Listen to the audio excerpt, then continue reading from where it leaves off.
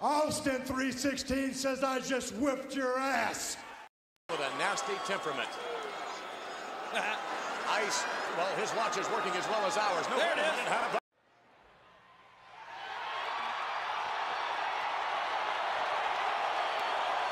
Like it so far?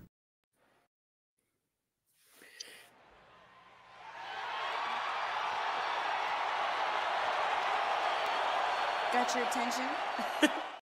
Like it so far? Mm-hmm. Everybody's been real nice. Well, that's because you have big jugs.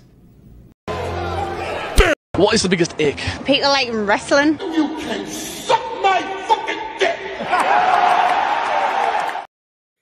Okay. With that never-ending sequence of pop clips, we have Thursday Night Sweet Chin Music. We got Biggie Shack, D-Runk, and Papa Wheelie, of course, and I'm Beckerman. Guys, how we doing tonight? Biggie, I'm great. Fantastic. Hey, so real quick, I'm not trying to hijack the show, but the name of the show is Sweet Chin Music. Yes. One of the best finishers of all time. Are you guys both sick to your stomach that it's like, it's been used like the same as like a DDT over the last 5 years? I think it might be down to a right-hand punch. Yeah, it's so bad now. It's like, oh, super kick, super kick, super kick. Like you see some matches with like 10 plus super kicks. Well, one of the main superstars in the world right now that's one of his go-tos. So we must not be too sick of it as a whole. I'm not sick of it. I'm sick of it not being a finisher. Like it used to be you got hit with a super kick, you don't get up. And we've joked about it before with the Usos and whatever their names are. Yeah, the Young Bucks. Yeah, Young Bucks. Oh, the Young Bucks are the biggest offender. But all right, we you guys have already covered it. I'll let it go.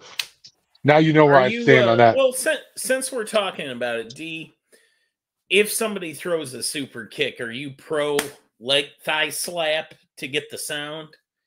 Yeah, no, if you can do it like professionally where you don't see it, then absolutely. The sound is part of it. Yeah. But you have some people where they just are just winding up with their hand just as much as they're winding up with their foot. And you see the leg slap.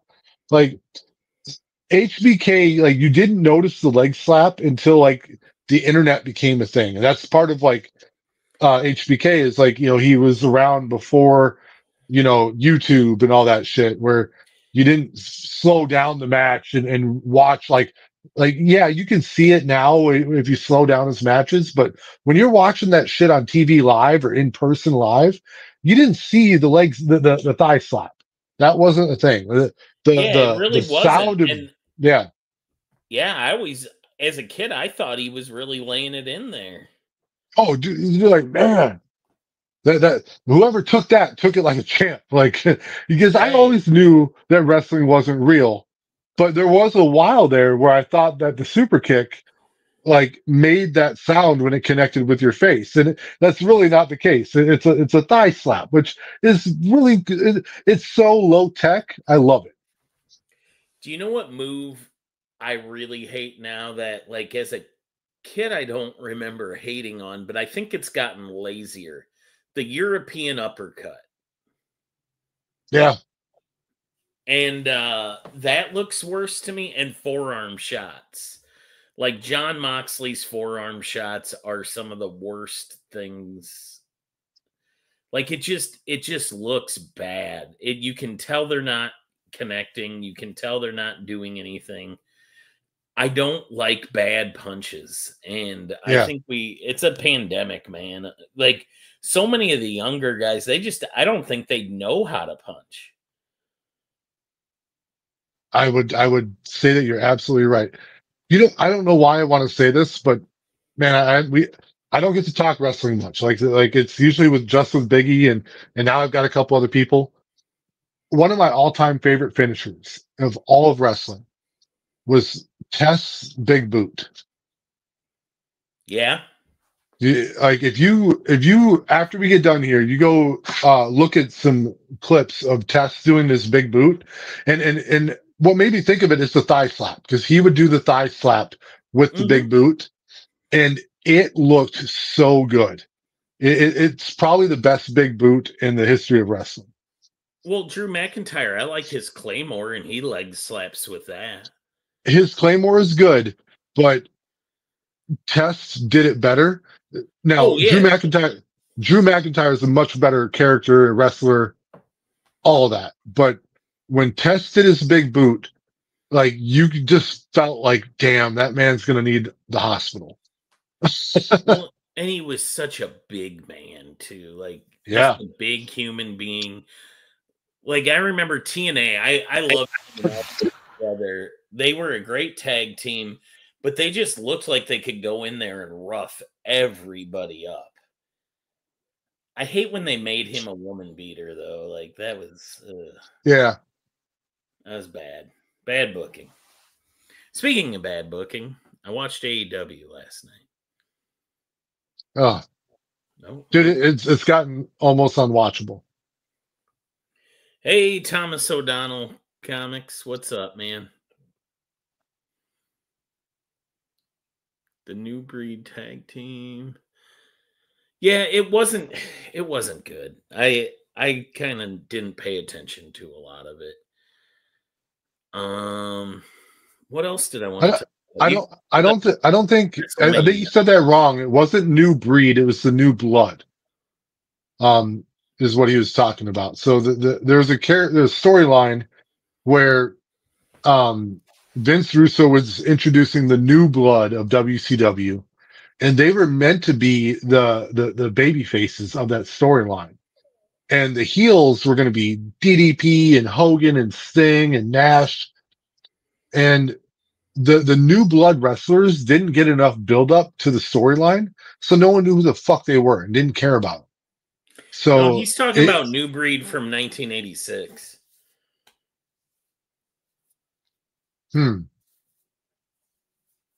Chris Champion and Sean Royal. Oh well. That's a deep cut. Yeah, I've forgotten about him. I've forgotten about him because that was 3 years after I was born, and I wasn't watching. I wasn't watching yet either. Hold on, what the fuck is Biggie eating? Biggie's got steak or something. Oh, all right. I'm not mad at it. Goodbye, baby. Just let me know when I need to talk. Is that gravy or is that A1? I like this generic steak sauce a little bit more, dude. Okay. Oh. Kurtz. A little saltier. So, guys, let's talk. We've cleared WrestleMania. We've got some storylines setting up. Seth Rollins has a faction. It's him and Braun Breaker and the Wise Man, the New Dangerous Alliance. Who do we think will be the next member? Becky. Yeah, I think Becky too. She turned heel way too conveniently. Yeah, no, it's got to be Becky, and that makes sense. Like I think nowadays, like with how they feature women wrestling, you got to have a female in your faction. Yeah, and they'll either get really dominant and they'll get the belt for Seth and Becky, or it'll be a failing faction. Like it'll be one or the other. Yeah, I'm going to have to see where it goes. I cannot take Seth Rollins too seriously with how he dresses. He just comes off goofy to me. I'm sorry, Pop. I hate his clothes. Drives me insane. Yeah, I think that Becky would be interesting. I would like to see another man, but that's just me. I don't know who it would be. Well, Becky is the man. Right. If I was to pick a guy, I don't know who I would want. I'd have to think about it. I had a good idea, but I forget. Do you think it'll be Becky and another person? Will they have a total of 4? That would make sense. That would Yeah. That makes sense to me, yeah. I tell you, my opinion on it is that everybody was hoping for Cena to have like a faction, and here's Seth Rollins getting all the love. So I think that's kind of interesting. Well, he has Travis Scott when Oh. Fuck. Yeah, The Rock Who? really fucked this up. Yeah, dude. No, he ruined. The Rock recently just ruins everything I love. He might as well just come over to my house and fuck my wife. Like at this point, like just get it over with. You know, let's just fucking take it all from. And then while you're at it, come shit on my comic books, dude. Like fucking hell. Jesus, man. D's feeling betrayed. I am. Yeah, Not by a heel turn. I'm feeling betrayed by The Rock being too big for the moment in his own head. His ego is too big in real life, and he thinks he knows what he's doing, and he really just in his head he's like, well, what we need is more Rock, but not enough Rock to actually make the story make sense. But why does he have to give constant interviews on Pat McAfee about how phony the business is and how he's a producer? Do you know, honestly, I feel like he's low-key trying to put it out there that he wants Triple H's job when his movie career is obviously not where he wants it. I think he's on his way out of Hollywood. I saw TM was sharing clips of that new the trailer for his new Smasher movie or whatever, where he's some UFC guy. That looks terrible. That looks absolutely awful. It does, Becker. I agree. He looks terrible. He looks ugly as hell in it. Like, I don't know, man. And it's like a dirty, grimy feel to it. What great movie has he been in? He hasn't had one in a long. I liked. What was his first movie? The Rundown with Stifler. I liked that movie. Yeah, and that was okay. That was an okay movie. I'm not mad at it. Like I watched it, and I was like, in it. He wasn't. No, awful. but it was an okay movie. He's never made a great movie. He's Walking Tall. That was good. Yeah, that was another okay movie. Like it was that was very by the numbers, formulaic. You knew what was happening. Like, I've never seen a Rock movie where I left it going like, oh, like I left several Rock movies going, eh. And then other movies where I'm like, oh. Central Intelligence wasn't bad. I liked him and Kevin Hart. Yeah, the Kevin Hart one may be the best, but I mean, did The Rock carry that or did Kevin Hart? Black Adam was a movie. It did happen. It happened. So here's the deal: the actor that decided to play Black Adam decided and insisted on the fact that he would not be the villain for Shazam. Let that sink in. Yeah, he really did. That happened. Yep. He was protecting the brand of a villain that he obviously knew nothing about. But lately, have you seen the clips of him going on McAfee where he just keeps like saying, "Oh, you know, like the whole like the magnitude of me, you know, like, oh, I told the boys at WrestleMania, like, you guys go out and do it. I'm gonna sit this one out because I don't want to take away from you. This is my grand vision, you know." Yeah, dude, it sounds like he's It sounds like him and Gerwirtz wanna take Triple H's job.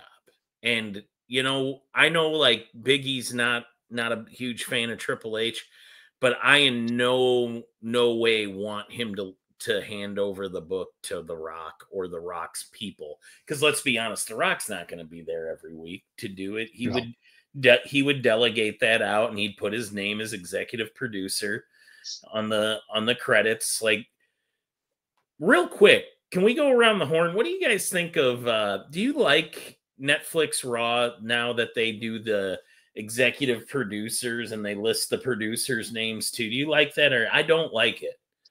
I don't. I think it's a total mark thing to do, and it's not classic. You're not supposed to be putting yourself over. You put the show over. So there you go. Yeah. I mean, god dang, man, I can't imagine any promoter in history or booker putting their name on it like a movie. Yeah, no, the more they make it entertainment and less wrestling. But here's the deal, like with Triple H as head of creative over Vince McMahon, like taking over after Vince McMahon, the product has gotten much better. It's not perfect. You got to remember, like, it's a limited roster. You have to constantly invent new reasons for people to hate each other, and why it's more personal than ever before. It is a difficult business to run. But Triple H does it much better than Vince McMahon was doing it. And he learned a lot from Vince McMahon, but Vince McMahon fell off hard after he stopped having competition from WCW. And Is it better now? Is it better now, or is it just easier to succeed? Because you got to think, when Vince was putting this together, wrestling was like a circus show. By the time Vince was gone, they basically got handed the keys to a Lamborghini. They did, but they got handed the keys to a Lamborghini that Vince McMahon made sure that could only stay inside of the garage. It couldn't back it out of the garage and just fire up the engine. Vince McMahon, like Attitude Era, like for me is like the prime wrestling time in my life. Like the Austin, The Rock, Mankind, Undertaker, Triple H. Like that was my favorite era of wrestling. Yeah, I think most guys our age would agree with you, D. And to me, what made that really successful is there was another wrestling show on TNT that was in competition with them. And once that competition went away, I really felt like they didn't have to try anymore, and they stopped. Vince McMahon became so in love with like his own genius that he was able to defeat WCW. He just stopped. I don't want to say he stopped trying, but he stopped listening to advisors. He stopped. He had some bad ideas too. Like at the end there, let's not forget Austin Theory and that weird egg. Yeah. Dude, the time that Mae Young gave birth to a hand. Not even that though. Like I'm talking right at the end. Remember when Vince was walking around with an egg? He had like a Fabergé egg, and he was like, "This is very special to me." He's like, and then Austin Theory stole it, but it made Vince respect him, and that's when Austin Theory became his guy. Yeah, no, the whole thing was dumb, and Vince McMahon obviously lost touch a long time ago. Yeah, as great as Triple H was, he did bang Ang's corpse mother in a funeral home, so Triple H has been a part of some dumbass shit too in his life. But that wasn't Triple H's writing. That was he was a character in the story that Vince McMahon wrote. You can refuse to do segments if you want. He was not that guy to refuse anything. So some guys will actually stand up for themselves and say, "No, I will not do this." I don't think Triple H gets. I don't think Triple H gets the career he ended up having if it wasn't for external forces, like being the buddy, the sober driver of the guys who held a lot of sway, and then later dating the boss's daughter and then marrying her and having kids with her. Like that's what got him his job. Let's be honest. But yeah, he's doing a better job of it than the last Psycho. So I'm okay with the product right now. I will say the tickets have never been more expensive, though. I feel like they're on their way of pricing themselves out. Yeah. And here's the deal. I don't want to say Triple H is better than Vince McMahon ever was. No, just I think Vince McMahon used to be a fantastic creative head. He everything we love right now from WWE and wrestling came from Vince's head, and he shaped it all. And after a while, he did lose his way. He did get sloppy. He did fall in love with his own humor a little too much, and it hurt the product. Like there was over a decade where I could not watch wrestling. Yeah, it got really bad. And I think that you can say all of that. You know, Vince's legacy is he basically created modern wrestling. And that means all the good stuff and all the bad stuff kind of fall on him. Mm-hmm. But anyway. Oh my God. Can WWE. Oh. Shit, they won't stop screaming. No, I was just going to say that, are we honestly out of the Vince era? Because Triple H is just an extension, dude. Let's be real. I mean, it's still in the family. I mean, come on. Hey, Swagda. Well, let's move on. Let's talk. Did we get a mail? Did we pick any males for the Dangerous Alliance? I feel like it might still be Sami Zayn even after he took that whooping. For some reason, I think he might be involved in it. Yeah. Logan Paul, maybe? Although he doesn't work enough. No. Would like Jey Uso be an option? Like, I don't know. No. Is that impossible? No way. All right. No, you got to keep him babyface. You can't flip him. See, that's what would make it good, though, is a heel turn, but I don't know.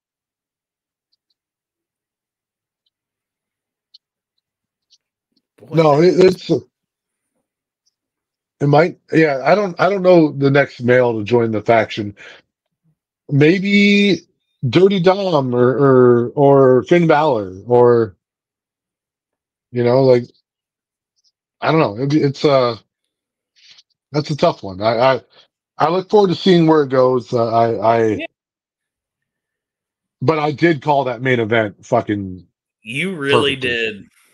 You really did. It became pretty clear that's where they were going as it got closer. Bleeker says Rock is trying hard to take it out of the hands of the family. I agree. I really think he's campaigning to be the head of Raw, like the guy who books stuff.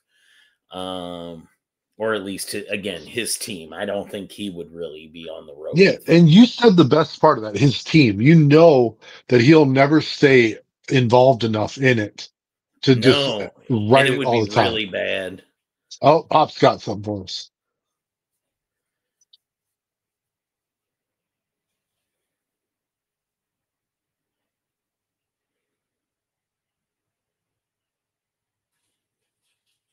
Pop, you're muted, dude.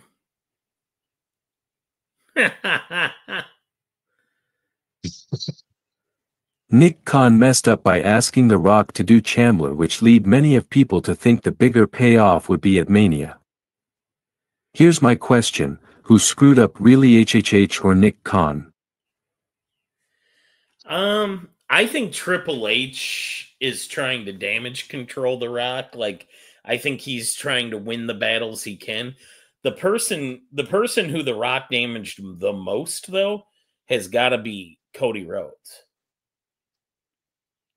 He is, like, I don't know if Dusty owed his family money or something or what. Like, well, you remember when the story was happening last year, when they were leading up to WrestleMania, and Cody Rhodes came out there and announced that he was gonna go after Seth Rollins at WrestleMania for the heavyweight belt, and he was gonna let The Rock have Roman Reigns. He went out there and literally wore his emotions on his sleeve. He did not sell that he actually wanted to do that. right. And it was his reaction that did rewrite WrestleMania at the last possible minute. And to me, like I like Cody Rhodes, like, and I wasn't a big Cody Rhodes fan until he was in AEW, like, but I'll tell you that his handling of that situation was not professional, and it forced WWE to course correct, and they made him the champion for a year straight because of it. Like, so I don't know. I could see how he might want to fuck over Cody Rhodes a little bit, but. Oh, I was getting real tired of him at the end there, though. Like, Yeah. After Cena kicked him in the nuts, and he said he did that whole thing, his promo with Cena where he was like, I don't care what you did to me, it's what you're trying to do to them. And it's like, stop it. You got kicked in the nuts.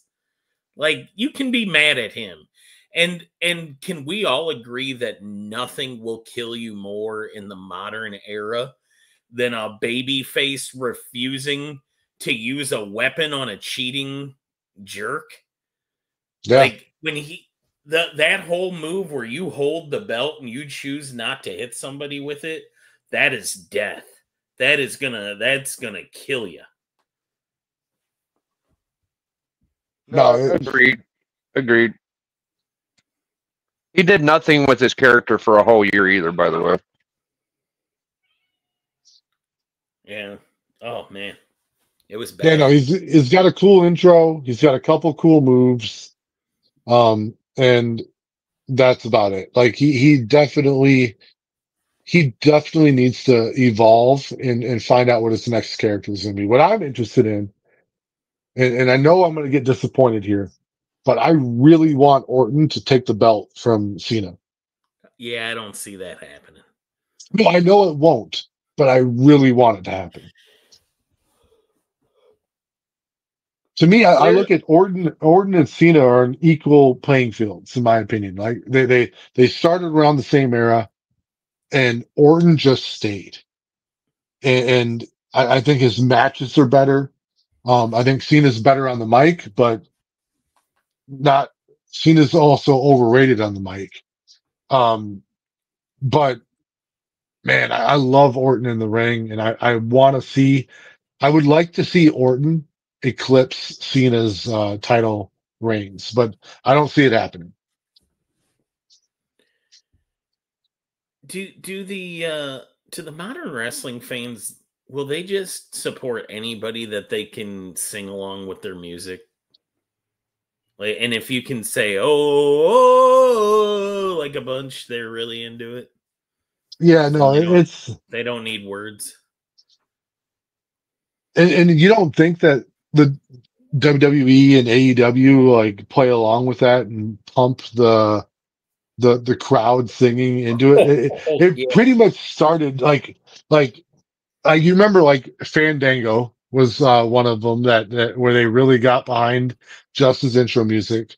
And then it got really heavy in AEW with Jericho's intro music.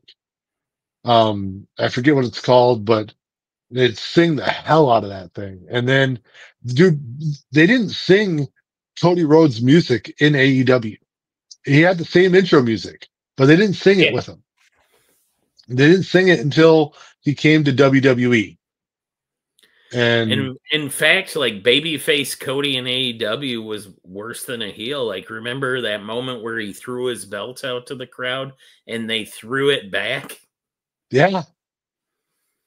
Dude, that's wild as fuck, dude. Like, you just had a major promotions championship thrown into your lap. You could have kept it, and you're like, nah, fuck you. No, it wasn't his belt. It was that leather. Yeah, his weightlifting belt. He threw it out to the crowd. It's still wild, though. Yeah. Hey, Swag, Papa Wheelie's got me texting you the link right now. Just so you know. Yeah, to be like just justice for Cody a little bit, like John Cena's always been looked at as someone good on the mic, and he did cook them for every promo they did. And John Cena's whole, I can't even be entertaining or involved in any of this is just super, super disappointing for me. Like, rub it in our face. Enjoy your heel turn. Stop looking like you're going to a funeral every time you're in the ring. You know, but you just keep looking, you just keep mucking it up. You got the greatest producing wrestling organization making you look like $1 million, and you're giving a fucking potato performance. Good for you. Damn, Biggie. And there we go. Everybody take a drink. Bleecker has called Cody Mr. Droopy Shoulders. Yeah, people were... Brandy Rhodes. There's something I miss. They should have brought her out. At the end, when it was clear Cody was going away, just bring Brandy out to make sure the crowd hates him. No, and if you were watching AEW towards the end there, Cody Rhodes was so hated on his way out. Like he did everything he could to like be the baby face, and never they wouldn't cheer for him anymore. It was over with. Well, some of that was the Bucks putting stuff out there too, though. Yeah, I hate the Young Bucks are absolute garbage in my opinion. I don't care for them as human beings, as wrestlers. I respect nothing that they do. That's for sure. Like, just how clueless they were at the end there of CM Punk's run, when like after that night they did a victory lap in the ring. Yeah. In front of the crowd in Chicago. And it's like, who won though? Like, CM Punk's making more money than he would have ever made in AEW. Making more money than dang near, you know, except for the top 5 people in WWE, like he's making that level money. Yeah, no, and here's the part you got to remember. Like, CM Punk legitimized AEW, along with Daniel Bryan, and they have other great, but they have other great wrestlers. But CM Punk made the product watchable, and it inspired them to add a third show on Saturday night for $1 billion, and then they fired him. Like, not smart. Hey, we got Pop. What's up, Pop? No, no, she wasn't ready. She wasn't ready. I mean, that's a different entrance than I was expecting, but yeah. That's a weird intro for Boston Chris. I know. Shit. I just came back from I had my wonderful work shirt on, so I look like I'm official. I'm ready to take whatever questions you have regarding wrestling and respond in a professional manner. Cena was part of the issue too. It's not like Cena is a worker anymore. Someone's gonna have to catch me up because I'm not sure exactly what we're talking about. We're just talking about kind of like where Cody Rhodes is going to go after he comes back from vacation. Just kind of the idea of The Rock did him no favors. It's clear there was a vendetta. We talked about The Rock trying to steal Triple H's job by continuing to go on Pat McAfee and talk about, what a good vision he had for Cody and taking credit for all the Cena stuff. And it's just been awful. It has been awful. A weird situation. I mean, because really, if you had such a good direction for Cody, why'd you leave him just out there hanging, during that match? I mean, the both of them. If I'm Cena or Cody, I'm kind of upset at how that whole match came off and how all of it kind of fell. And if you're gonna look at it, WWE. I heard something today that they like Triple H and a couple other people have been kind of mad at the criticism, being like people shouldn't be criticizing. Like just watch it and just let it be. Like, don't criticize, don't this and that. And this is like, and he hasn't had a bunch of really big fumbles. Like, this is his biggest fumble yet, but it's such a fumble on the biggest stage that it's like, and I think that truth that you're going to end up having to look at some point, don't know when, but at some point, is how much of this is The Rock's fault versus how much of it is Triple H's. Like, is Triple H is doing his job and he has to accept the fallout for what happened, and he had no choice but to go along with what the plans were laid out by, you know, the higher ups of TKO, or you know, was this just a creative fumble by him? Like that's the biggest thing. And yeah, The Rock isn't doing any favors by going ahead and saying that, oh well, you know, this is all his fault. I had a good idea, but this guy, I don't know about him.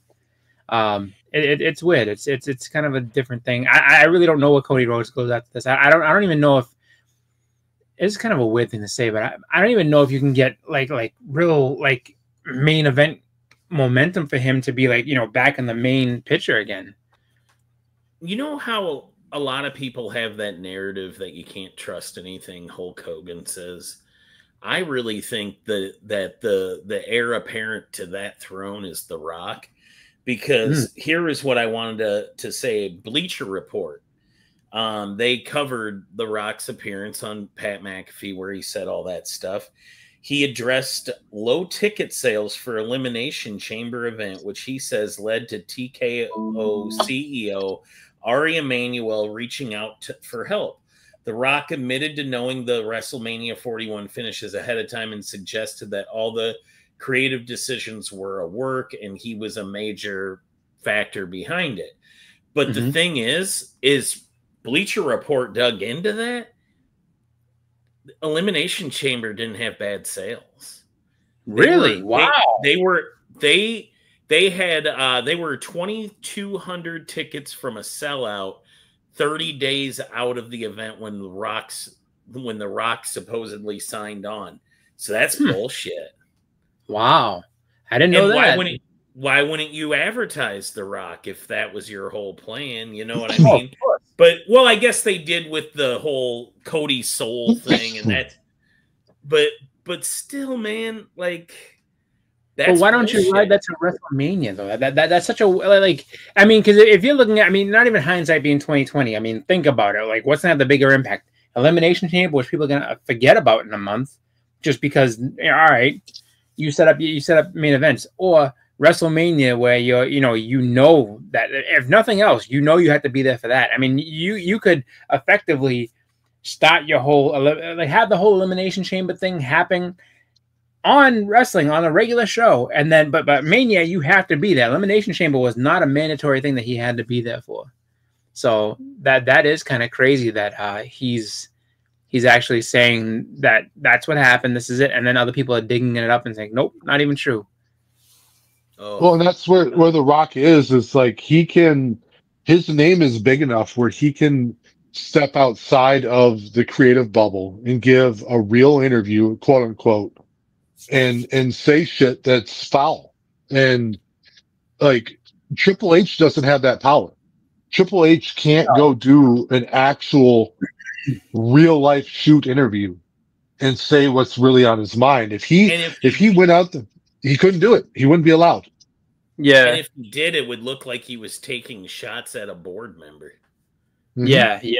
That is kind of a crazy thing where it's like, if he did do that, it comes off as completely unprofessional and you know, really he's got no way to vent his frustration in that setting. Like he can't do it. He's just gonna have to, you know, just continue on doing what he's doing. So all right, Pop. That's a tough one. My tiny little nipples went to France. Oh. I swagged his entrance. You know what? I actually like mine much better now. Thank you, Pablo. Thank you very much. What up, y'all? Oh boy. Yikes. I wasn't. Swagda, do you have any? Ooh, nice Razor shirt. Do you have anything to say about The Rock and how his movies have been terrible, and we wish he wouldn't try to take over the WWE? Yeah, he just need to stick to his bad movies right now and just let somebody else do it, because what he said on ESPN, it was crazy on the Pat show. It was crazy. He was trying to take all the glory from everybody. I was like, dang. I don't. If I was going to claim ownership of any match on WrestleMania, I don't know if I would have picked the Cena Cody match. Me, that's what I'm saying. I'm like, and then everybody expected him to come, and he just like, no, I didn't come because I didn't want to take shine. You already did that. You already did it. How hard is Triple H's job? Because think about it. You're responsible for all these long-term booking, right? And you got to book things out. You're planning your story a year out, right? And then all of a sudden, like a month before your shit's about to go off, Hollywood Dwayne shows up and fucking shoehorns his ass in there and the other part asking for people's souls. You have to actually think too how much of that honestly is TKO as well, because TKO may have, like, I mean, if you're Triple H, you have a hard road right now, because it's like, in terms of everything, like you have to kind of navigate that correctly, and so he really can't say what he wants to say, and he's kind of stifled every time he has a press conference after, and they're like, ask him a hot question, like, well, we trying to do this, and I mean, like he's trying to do his best, and it's a rough spot to be in. I wouldn't envy that, because it's just like, I mean, at the end of the day, he can still end up losing his job, even though like it would be, I mean, I can't see them firing him, but like at the end of the day, though, he still has The Rock is effectively his boss. So it's like, I'm doing this now. It's like, oh, okay, great. Well, I don't want to talk about The Rock anymore. Let's move on. Let's talk about we have some people that have joined the roster. Stephanie Vacour. We've got Rusev is there. Yep, he's back. Lana signed a Legends deal, which I just don't even know what that means. They're gonna pay her just to be married to Rusev, apparently. She's gonna be in the video games. And Aleister Black is back. So let's go around the horn and talk about, will these guys make a big impact on business? Yes, no, maybe so. I think Stephanie probably out of all of them will. Yeah, she can. Biggie, you got anything on that? I mean, possibly. I think they're pretty good pickups. I don't think they're bad. D? A lot of the pickups where they struggle with now is they overhype them, right? You get like Rusev and Aleister Black, seem like real, like unbeatable people sometimes. Yep. But if you don't put them in the title picture, then they're squandered. So if you overbook a guy that you're not going to give the belt to, you leave them in a nowhere realm that they can't really actually prosper from. So if you're going to bring back Rusev, which I love Rusev. I'm cool with Rusev. I'm cool with Aleister Black. If you bring them back, you've got to put them in the picture, and they've got to be real, and it has to be serious. Like, I'll give you a great example. Who do you feed to them, though? Like, maybe Sami Zayn or LA Knight? But that's the thing. Like, yeah, let's feed someone that never left and was really good and has been loyal and faithful. Like, yeah, let's continue to dump shit on Sami Zayn, who should be elevated, in my opinion. But no, I look at the Jimmy Uso. I mean, who do you have? I look at it the same way. I'll give you this name real quick. Braun Strowman. Right? He left. No. They fired him, and then they brought him back. What have they ever done with him? He's a former world heavyweight champion, supposed to be one of the baddest MFers of all time, and they can't put him in an angle because they don't want him in the title picture. So what do they do with him? He tag teams with Ricochet, and then he gets hurt, and then he gets smoked by Bronson Reed, and then like. Dude, that's what I see for Rusev and Aleister Black is a similar blueprint of what they did with Braun Strowman. You know what? It's funny you brought up Bronson Reed. When Bronson Reed finally heals from that injury, I don't think he has a spot in this roster anymore, really, either. Because Exactly. I'll be honest with you, Stephanie McCoy, yeah, she can make an impact because they're going to need somebody to, kind of shoehorn in to, be someone that, can feud with, the Rhea Ripley's and the Biancas and all them. Rusev, sadly for Rusev, he has probably the best look of his career right now, but he got the big push when he was fat and out of shape and shit, and he's not going to do anything. Like I'm telling you right now, they're basically going to be the new Sheamuses. They're going to come out and look cool and everything like that, but then they're going to do nothing else. That's it. Same with Aleister Black. Like his wife is benefiting. She became the U.S. champion, so you guys have to share that championship. You'll never have a title in WWE. I don't care what they try to tell them. He's not winning anything. So you got a couple of guys who came back from AEW for shock appeal, just to have them on the roster, and they're going to be mid-card for life. They're not moving past the mid-card. Maybe the mid-card is bloated. The mid-card is bloated. Swag, any thoughts on this? I feel like everybody else's stuff, but I feel like it's just another drop in the bucket because they're going to be just like there.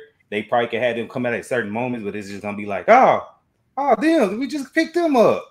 Even though they're good, but we just picked them up. But it's just like, okay. Yeah. It's going to be random storylines for them. It's going to be random storylines that's just going to be happening. We're going to be like, oh, yeah. All right. I mean, you can send people to NXT to do storylines. You can send people to TNA. You do have options. Yeah. You can send them to Mexico now. That's true. I mean, you can do that. I was going to say, but if you send them to NXT, I mean, you end up having the same type of situation that you have with, like a Braun Strowman, whereas it's like Bronson Reed just killed him. What's it called? Not Solo. I think Solo did beat him up a couple of times. And then you also had, what's his name? Jacob Fatu annihilated him like 3 times. It's like, dude, I was like, he was the biggest monster you have, and the monster's been tamed. It's dead. It's over. And it's just like, okay, well, I mean, if you put them to NXT, then you put those guys in NXT, they win a couple of matches here and there, but then they get fed to the new up-and-coming talent that they want. And it's just like, who wants to really see Miro lose to Obafemi? You know what I mean? I'm not saying that Obafemi is not good. I'm saying, I mean, he's great. It's just that's probably what you're gonna have happen. So TNA being a destination is one thing that would be cool, but it really is kind of a sad thing that you sign those guys just to kind of have a quick pop, and that's pretty much the end of their momentum. I heard, speaking of AAA, because Papa Whaley just said rumors are Del Rio is already fired from AAA. I hear Conan is now considered a WWE producer.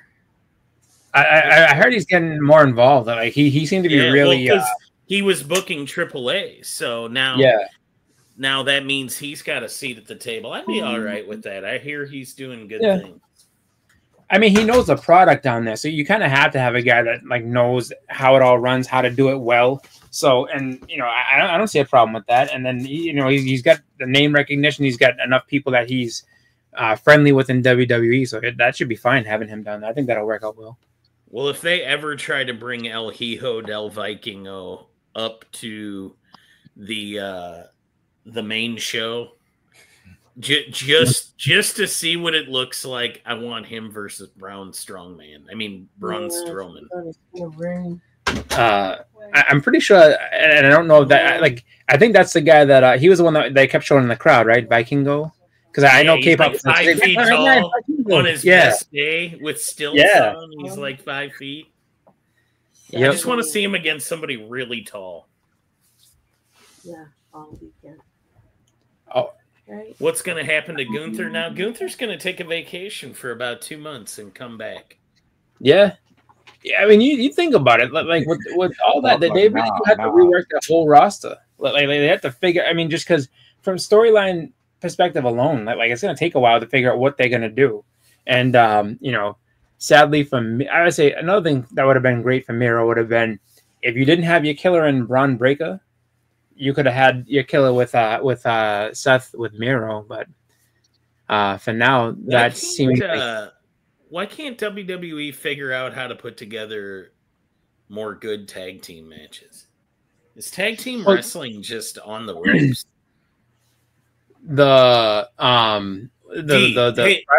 Sorry, Chris. D, were you about to say something? Tag team wrestling? Yeah. No, I wasn't. No, you're good. Oh. I was saying the tag team match. I was just gonna say that the tag team match from Friday, the triple threat they had for the title was a good match. So I mean, tag team wrestling can put out great matches. They struggle with storylines. Yeah, and if you only have 2 or 3 legitimate contenders, that in itself makes for a boring division. Mm-hmm. That is true. I'm curious. I mean, and this is a question I would ask you guys. Do you think, like, all right, singles titles, absolutely stories. Tag titles, just tag team division. Do you really need storyline outside of the fact that we're all just trying to get to the top, and then maybe one team jumps another, and then they just want to beat each other up? Like I mean, you have to have storyline. You got to have something. There has to be a reason, because otherwise it's just title matches. Yeah. So K-pop, she says for sure, which is why I think AAA is going to help. I do too. They bring the stories and have way better tag teams. Even the only thing I don't like about Mexican tag teams is the lack of tagging. The whole Mexican rules where basically everybody can just enter the ring whenever they want. Yeah, I prefer a tag rope. I prefer tagging. Mm-hmm. Yeah, yes, Becker, didn't you watch Raw? It's Pat McAfee versus Gunther at Backlash. Oh, I did watch her. Yeah. Sorry. Gunther is going to face Pat McAfee after his indefinite suspension, but we've got him booked in a match. That he's probably going to lose, which is sad. No, what they did with you think WWE's kind of figured that? I mean, have they lost faith in him? Are they like he's not the shiny new toy anymore that they're going to put him away for a while? No, I don't think he's going to lose to Pat McAfee. Do you? I think he's probably going to hurt Pat. He's going to hurt Pat McAfee, and go too far and get suspended even more. I'm calling it right now. That is what will happen at Backlash. But they have hurt his character. 2 years running, he went into Mania as the heavy favorite in his title match against Sami Zayn and then Uso, and he lost both of them. So now he's like they're painting him into this can't win the big one type of guy. And if you can't win I don't know if I agree with that, D, because I mean, honestly, what they're doing with him is what they would have done with him in the olden days, because he is definitely a throwback to the old villains. The old villains always lost to the scrappy underneath baby face that got that one big win. I don't think it diminishes Gunther. I think he'll be able to get it back. I don't know if booking him with Pat McAfee is the right answer, but as long as he beats him physically down, I mean, it'll be fine. No, I think we're getting close to where McAfee will need to be out for college football. That's true. And they need to write him out, so they're gonna fuck him up bad. And Gunther has been going hard nonstop for like 4+ years. He needs some time off screen, and that's like the WWE. I think that's one thing they've learned is like, hey, we can give someone time off once in a while here and there, or we can give them time off when they need surgery. And if you let Gunther like recuperate and get some free time, like and he's an international star, so maybe he can go home and see family. Like it'll be good for him. Like I do want them to give him some time off. They have enough going on where they don't need Gunther's story. No. And when he comes back, that can be another story. So that'll be good. Yeah, I agree with that. Well, I wanted to address Swagda, who this is his first appearance on this show. So we do have that tradition where we want you to talk about who was your favorite wrestler when you first got into watching wrestling, and when was that? Mine's Attitude Era around that time. And Stone Cold and Goldberg is my favorite too. I like Stone that. Cold and Goldberg. Yeah. You like bald guys. Hey, but they handle the business, man. They handle the business. All the time. Jackhammer, Spears, Stunners, people that got that I don't give a attitude. Yeah, pretty cool. So Swagda, I got a question for you. So I grew up loving the same era, also loving Stone Cold and Goldberg. Did you ever fall out of love with Goldberg, knowing like when you became a bigger fan, and nowadays like wrestling, like you see more behind the curtain than you ever did before? Did you ever like go like, oh man, he really wasn't, he didn't care about the business as much. He was dangerous to work with. He couldn't put on a great match. Did that ever affect your opinion of him over the long term?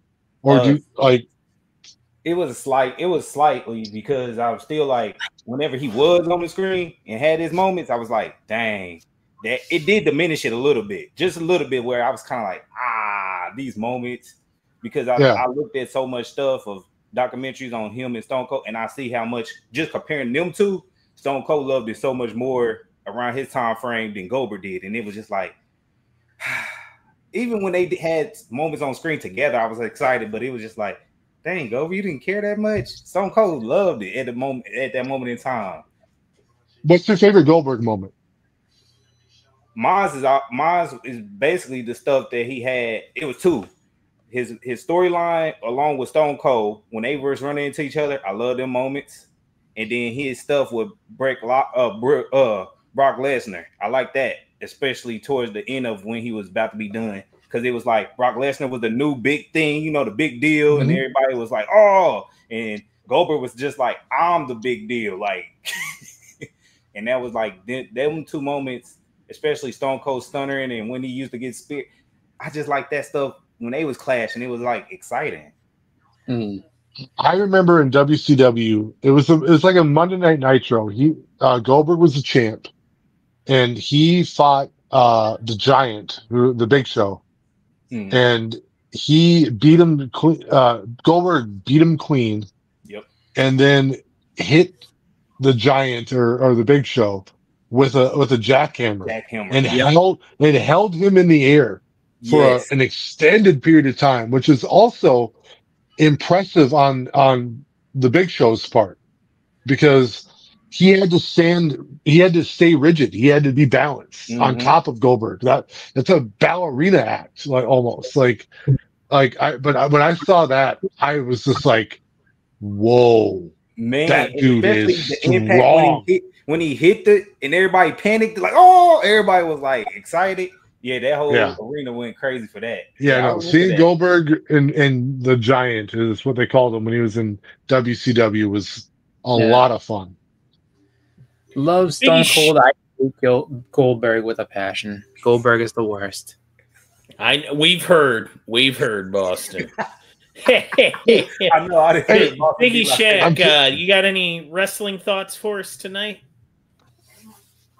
Well, the new acquisitions for WWE, I feel like it's a basic where we're at in wrestling right now is like, if you have you might want to switch up your intro music, like you guys alluded to earlier. The good intros get the biggest pops with the crowd, and you might want to switch up your gimmicks. So with Rusev, like he's going to have to do something different. He can't just be the machine he used to be, like the Cena angle whenever that was probably his peak. But yeah, just look for these guys to work on new stuff. Like it's basically like everything else in this world right now is little splices and clips. That's what made Fatu so good. That's what's making Braun Breaker so good. They have little 3 to 5 second clips. People were praying like Fatu. People were keying on the spear from Breaker. People were singing the song for Rollins. You know, even Cody with this song. And it's like, that's what's getting over right now. So I'm looking for like memes and clicks to get these new acquisitions and wrestlers over at this point. I think that's what's going to be. If you see some new stuff brewing, that would be what to watch for. Hello to 90. 90. Our guy 90 MFC is in the chat. What's up, 90? He says hashtag bring back Rusev Day. Wasn't that like a playful thing though? Pop or Rusev Day? Yeah, wasn't that like a playful thing? Because he had Aiden English and he'd sing it out for him and stuff like. But I mean, right now he's like Aiden English used to do the. Oh yeah, that's right. Yeah. Wasn't that the thing that like it was like kind of more of a playful Rusev, like what he came out as? He's like, I'm going to purify people by pain. Like I'm gonna purify, you know.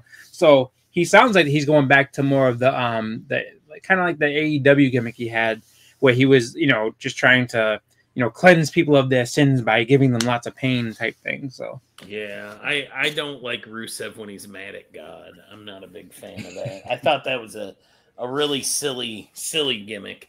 I didn't understand it, to be honest. I was like, I don't get it. You know, like Rusev is a victim of one of Vince McMahon's worst flaws, which is when you would get over from the crowd without Vince trying to make you get over. He did not like that one bit. So he would hold that against you. And he did get over with Rusev Day. And the Rusev Day story was part of Vince McMahon's creative, but he didn't want it to get over as much as it did.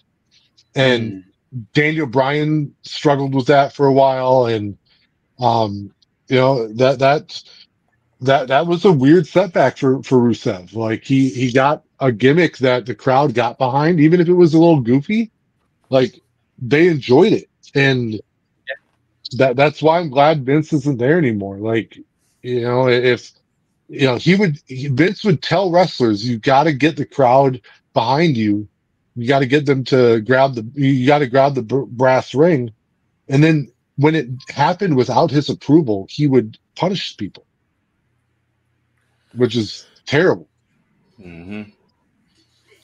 Yeah, and then there was the multiple, well, not multiple companies. So then in WWE and in AEW, he did the bizarre like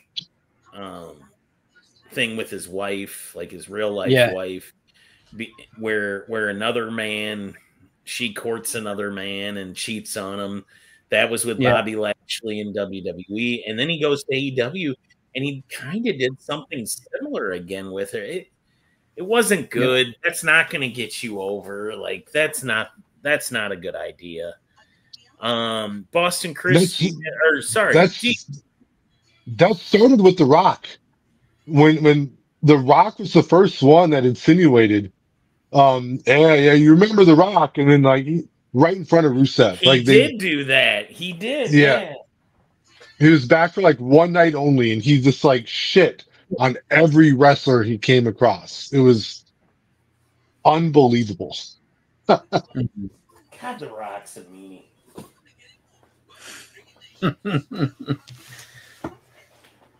What a jerk. Do you got any more wrestling thoughts for us? Anything you want us to know about? Things you're thinking about? No, I really hope Triple H gets to keep control for a while. I think about it the same way I would a sports franchise. I want to see what a general manager or a coach can do with a team with his vision over the course of several years. So far, I've seen a lot of good things, more good than bad. And I think we would have been more favorable to this WrestleMania if he didn't have outside interference from past really popular wrestlers that are overextending themselves. Yep. Yep. That's for sure. Boston Chris, any wrestling thoughts? Yes, actually. So kind of going off of what Dee was saying. The show that they have coming up, and I think like the trailer itself caused a little bit of controversy. That one that they have, was it Unreal or whatever it's called? Yeah. the one that's behind the scenes. So apparently in the trailer that they showed, and it was supposed to be, it was definitely set before WrestleMania and everything like that. They showed a bunch of different people that had matches on there. And apparently there's a lot of people that they didn't know this because it was being filmed ahead of time. And I guess a bunch of people that had no idea that they would have had matches or that the card was looking this way got a little bit upset. Like, oh, so I was supposed to have a match during this? I didn't even know that. So, I mean, I feel like, that show you have to take with a grain of salt. But hearing that makes me kind of wonder, about, like you said, how much control Triple H is going to have to actually run the shows, especially the bigger stuff. Like maybe the smaller storylines, or the smaller shows, he'll be fine. But as you get into the bigger stories and the bigger thing, I'm kind of curious if he's going to end up being, pretty much stepped over to say, we want this to happen. Regardless of what storyline, regardless of what everything you set up, this is happening now. And I really don't want to see that because with the roster as bloated as WWE's is, where people will be like, well, AEW is dead in the water. I don't know. Just because if you have a roster that's that big and people are getting frustrated because of how things have changed a lot, and there's a bunch of, you can watch a bunch of different people saying it. Wrestle Talk is the one that I usually will listen to just because they seem to be the most spot on. You may see more people kind of jumping ship back the other way just because, just to get a change of scenery and then maybe come back. So I'm hoping that, they will let him cook and not get in his way so that you don't end up losing people for, a year or two for no reason other than you just didn't see what this guy saw in them type thing. That's it. That's all I got. Swagda. For sure, let Triple H cook up. Like Balls is saying, like D saying, if they don't let him cook up, man, they just ruined some of his stuff he had going. I just want him to cook up because he seemed like he got more of a grasp because he's there. Like it is kind of crazy that The Rock just came in, blew the Cody out the water storyline to smithereens. It's like a lot of stuff just got blew out the water like once he came back. And it's like, dang, this is what can happen just that quick in a snap. And Triple H already was like, I bet you Triple H was just in the office looking like, dude, I've been building this, man. Like, what the hell? Yeah. Papa Wheelie, you got anything for us?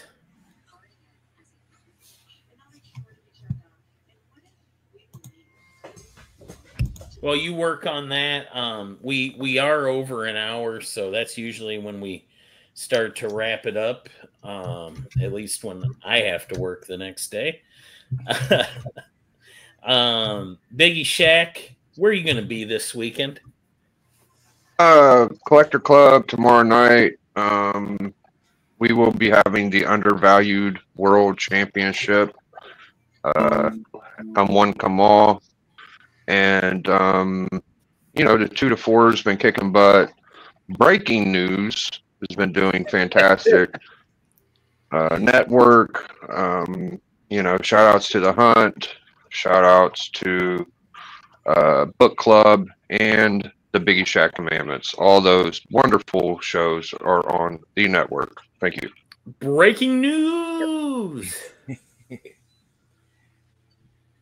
D-Runk, where are you going to be? I'll be on the network. That's it. The network. I'm exclusive. That's a good place to be. Yep. I can only be on this show because Biggie has signed off on me being here. Like it's the network or nothing. Boston Chris, where will we see you this weekend? You will see me on church on Sunday. Don't have anything going on Saturday because it's my daughter's first communion, so I'll be busy with that. But Sunday I should be around for church, so you can catch me on there. That's pretty much what I have going on for this weekend, at least. Swagda? Yep. You can catch me, Beckerman, on Free Comic Book Day.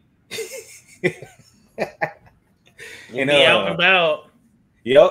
And then getting all them good old fashioned Free Comic Book Day books. Oh, you got them already? Oh, do you got all of them? Yeah.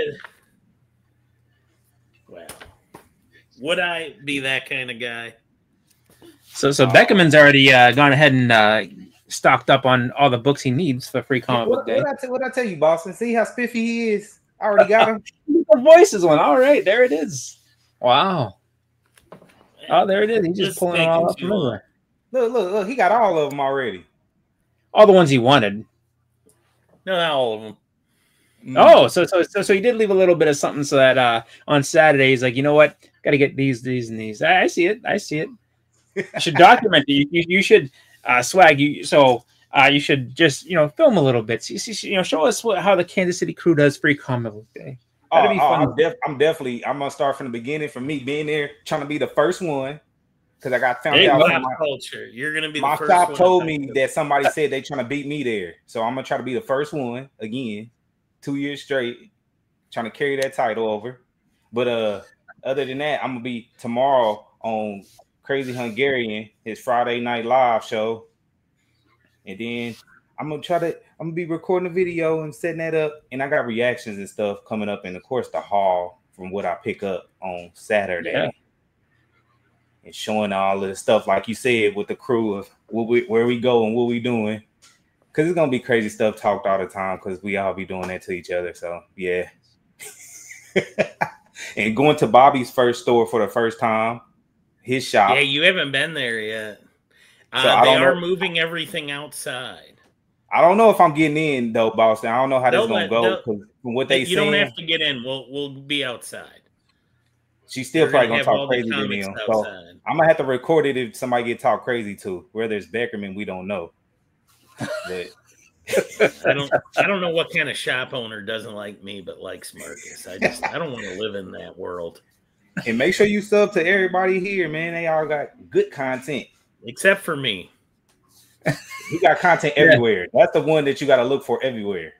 I'm on Comic Viking. That's where you can find me. But Papa Wheelie, what do you got? Did you finish?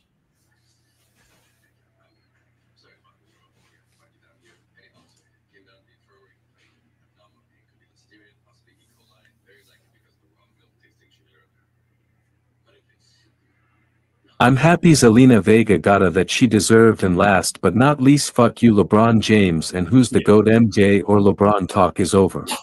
Yep. Hey, my Wolves sent his ass home. Yep. In 5. That's good.